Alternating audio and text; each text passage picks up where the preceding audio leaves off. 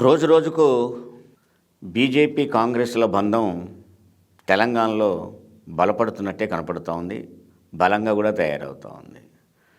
దాన్ని బీజేపీ కాంగ్రెస్ల బంధం అనే బదులు బీజేపీ రేవంత్ రెడ్డిల బంధం బలపడుతుందని చెప్పుకుంటే మంచిదేమో అని అనిపిస్తూ ఉంది. ఎందుకంటే కాంగ్రెస్ అనగానే కాంగ్రెస్ ఒక విధానంలో భాగంగా బీజేపీతో కలిసిపోతుందని చెప్పలేం. కానీ కాంగ్రెస్లో ప్రధాన పాత్రలో ఉన్న అటు ముఖ్యమంత్రిగా ఇటు పిసిసి ప్రెసిడెంట్గా ఉన్న రేవంత్ రెడ్డి మాత్రం బీజేపీకి చాలా దగ్గర అవుతున్నాడు అని అనిపిస్తూ ఉన్నది.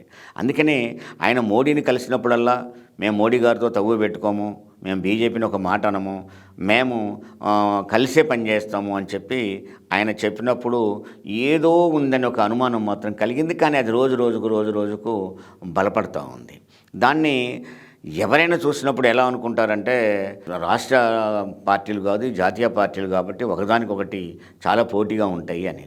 నేను అనుకుంటున్నా రేవంత్ రెడ్డి ఎంతవరకు బీఆర్ఎస్ని తిట్టుకుంటూ, కేసీఆర్ని తిట్టుకుంటూ, గత ప్రభుత్వాన్ని తిట్టుకుంటూ కాలం గడుపుతున్నాడు కదా అని ఒక జాతీయ పార్టీ కాంగ్రెస్ అయ్యుండి అసలు దేశాన్ని పరిపాలిస్తున్న బీజేపీని మాత్రం పల్లెత్తు మాట ఉండటం లేదు, ఒక్క మాట కూడా విమర్శించడం లేదు, ఆ విధానాలను కూడా విమర్శించడం లేదు, ఆ వ్యక్తులను విమర్శించడం లేదు, ఆ ప్రభుత్వం యొక్క పనులను కూడా విమర్శించడం లేదు. అంటే ఎక్కడో వ్యక్తిగతంగా బీజేపీకి దగ్గర అవుతున్నాడు అనే అనుమానం ఎవరైనా పొలిటికల్ అనాలిసిస్లో ఖచ్చితంగా అనుమానం వస్తూ ఉంది. అది చివరికి ఎటుదారి తీస్తుంది. అసలు కాంగ్రెస్ పార్టీనే బీజేపీకి దగ్గర చేస్తాడా, లేదు తను మాత్రం బీజేపీకి దగ్గర అయి కాంగ్రెస్ పార్టీని వదిలేస్తాడా? ఇవన్నీ ఫ్యూచర్లో చూడాల్సిన అవసరం ఉంటుంది. ఎందుకంటే అత్యంత రేవంత్ రెడ్డి గురువు అయిన చంద్రబాబు నాయుడు బీజేపీకి దగ్గర కావడానికి తీవ్రమైన ప్రయత్నం చేస్తున్నాడు. ఎన్డీఏలో భాగస్వామ్యం కావడానికి కూడా తీవ్రంగా ప్రయత్నం చేస్తున్నాడు. ప్రయత్నం చేయడానికి పవన్ కళ్యాణ్ అటువంటి ఆయన కూడా ఉపయోగించుకొని బీజేపీకి దగ్గర కావడానికి కూడా తీవ్రంగా ప్రయత్నం చేస్తూ ఉన్నాడు. ఆ ప్రయత్నంలో భాగమే వ్యక్తిగతంగా రేవంత్ రెడ్డి కూడా దగ్గర అవుతుండా అనిపిస్తుంది. గతంలో కూడా కాంగ్రెస్ బీజేపీలు తెలంగాణ రాష్ట్రంలో కొన్ని చోట్ల పొత్తులో ఉన్నాయి. కొన్ని మున్సిపాలిటీలో అయితే చైర్మన్ నువ్వు, వైస్ చైర్మన్ నేనని చెప్పేసి బీజేపీ కాంగ్రెస్లు ఇద్దరు కూడా పొత్తు పెట్టుకొని పరిపాలిస్తున్న తీరు కూడా మనం చూసాం. గత పార్లమెంట్ ఎన్నికలలో ఇంటర్నల్గా అంటే ప్రత్యక్షంగా కాకుండా పరోక్షంగా పొత్తుని బీజేపీ కాంగ్రెస్లు కొనసాగించాయి. చెరో 4 పార్లమెంట్ సీట్లని వాళ్ళు ఇంటర్నల్గా ఒప్పందం చేసుకొని ఒక పార్టీ 3, ఒక పార్టీ 4 గెలిచారు.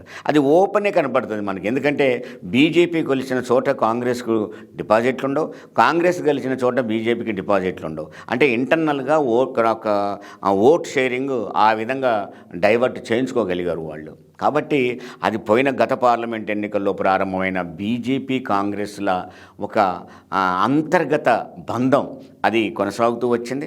రేవంత్ రెడ్డి ఎప్పుడైతే ముఖ్యమంత్రి పిసిసి ప్రెసిడెంట్ అయ్యాడో, ముఖ్యమంత్రి అయినాక ప్రధానంగా ముఖ్యమంత్రి అయిన తర్వాత ఖచ్చితంగా ఆయన మోడీకి దగ్గర కావడానికి, బీజేపీ దగ్గర కావడానికి ప్రయత్నం చేస్తున్నాడేమో అనిపిస్తూ ఉంది. ఇది కంప్లీట్ బీజేపీ కాంగ్రెస్లో పొత్తుగా ఉంటుందా, బీజేపీ రేవంత్ రెడ్డిలో పొత్తుగా ఉంటుందా అనే చూడాలి. హాయ్ హలో, నేను మీ యాంకర్ మొదలత. గట్టు వాయిస్ ఛానల్ని లైక్ చేయండి, షేర్ చేయండి, సబ్స్క్రైబ్ చేయండి, కామెంట్ చేయండి. గంట సింబల్ మాత్రం మర్చిపోకండి.